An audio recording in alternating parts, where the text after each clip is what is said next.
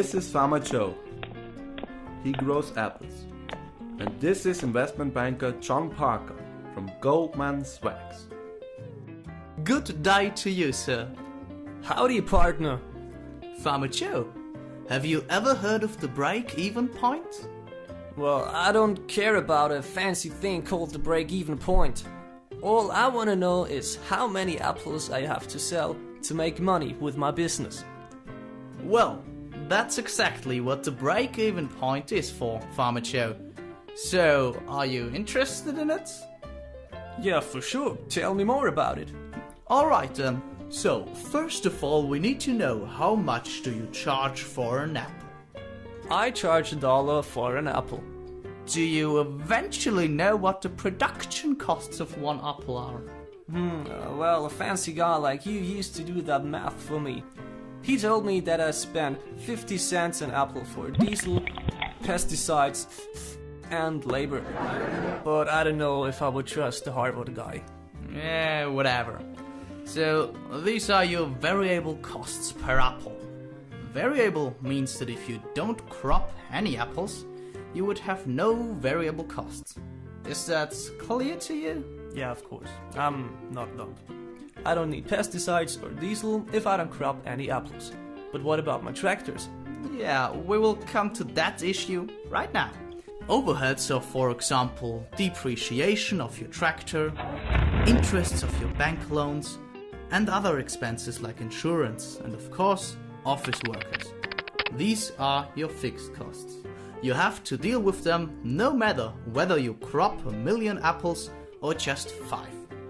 Ah, that sounds reasonable. According to my financial guy, I have $25,000 in overheads. So tell me, where is my break-even point? Well, Farmer Joe, in general, when you want to get your break-even point, you have to take all your overheads and divide them by the contribution margin per unit. The contribution margin is the difference between your selling price and the variable cost. Boring! Why don't you just tell me in numbers how many apples I do have to sell? Oh, excuse me, sir, I will come to that right now. In your case, you've got $25,000 of overheads, and you divide them by your contribution margin of 50 cents.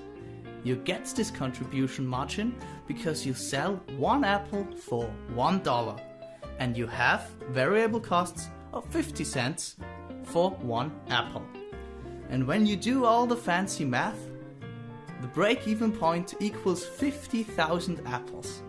And so, Farmer Joe, you have to sell 50,000 apples to reach your break-even point and to break even. Whoa, wait a minute. Tell me, how on earth should I possibly sell 50,000 apples a year? What could we do to break even a little earlier? Let's say with 25,000 apples.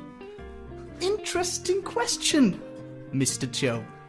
You see that 3 figures have an impact on the break-even point. And these figures are the selling price, your variable costs per unit, and your overheads. You could reach your break-even point earlier if you would raise, for example, your price, let's say by 20%. Then you make $1.20 per apple. So, let's see when you break even now. So that means I break even at about 36,000 apples? Well, that's not enough. There's gotta be something we can do about this. Well, let me think. Well, I'm sure you could work more efficiently and decrease your variable costs per apple to, let's say, about 40 cents per apple. Therefore, you would break even at 31,250 apples. Well, that already looks way better to me, but I think there's still some room, isn't it? Yeah, last but not least, we could try to decrease your fixed costs. Let us talk with the bank and insurances. Maybe we can fix a deal and decrease them to about $20,000? Then we could break even at 25,000 apples. Well, That would be great. Thank you very much, fancy business guy. My pleasure, Farmer Joe. It is not only my job to run around in fields and explain business terms to farmers like you. It is also my passion. You're welcome, my friends. You're very, very welcome.